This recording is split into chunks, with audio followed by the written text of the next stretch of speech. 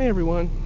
Well, it's a cold and wet Sunday afternoon and I'm having some more problems with my 96 Dodge Neon.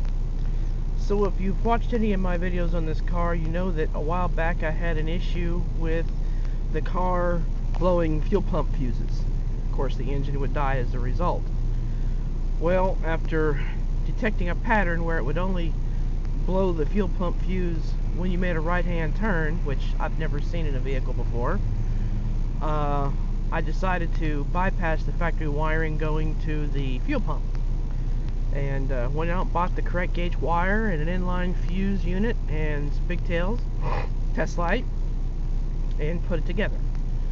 Well, I haven't had any problems with it since, up until 2 days ago or so. So you can tell my check engine light is on. That's part of the problem. 2 days ago I was getting my check, went to the bank, got it, was pulling out of the drive-through, and the car just up and died. And it restarted, but now the check engine light's on, and every now and then it doesn't run right. It stutters, it has a miss. And you know, it seems to be running all right now, just going down the road. But every once in a while, when you're at 65, 70, more like 65, it has a miss to it. So I took the car to an auto parts store because I haven't got a computer reader just at the moment, and they gave me two codes that the computer had in it. One of the codes indicated a problem with the throttle position sensor, something internally wrong. The other code, I don't remember what he said, but it's an undefined problem, something about a low voltage situation. So the real kicker is it's doing it exactly the same way that the fuel pump fuse was doing. When you make a right-hand turn with any decent momentum going forward, the engine dies, check engine light comes on. So I need to try to make this video as brief as I can, as it's starting to sprinkle again. Got the engine off now, obviously.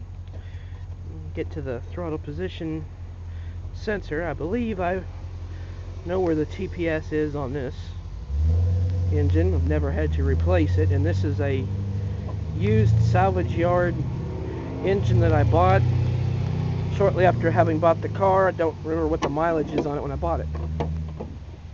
Got the air plenum out of the way, and I believe my TPS sensor is right there.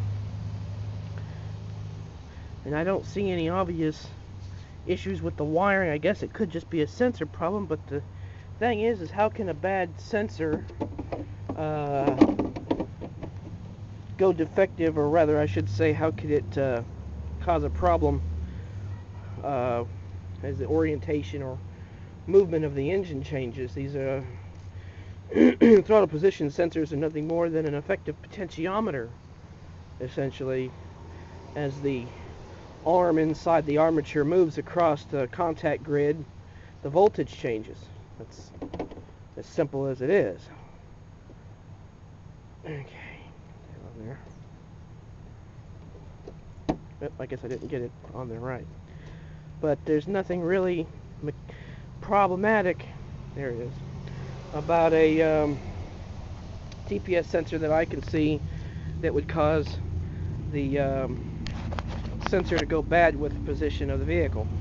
The other possible thing that the parts store guy did tell me was the ECM could be going bad, and I guess I have heard stories in the past about ECMs being in vibration and position sensitive.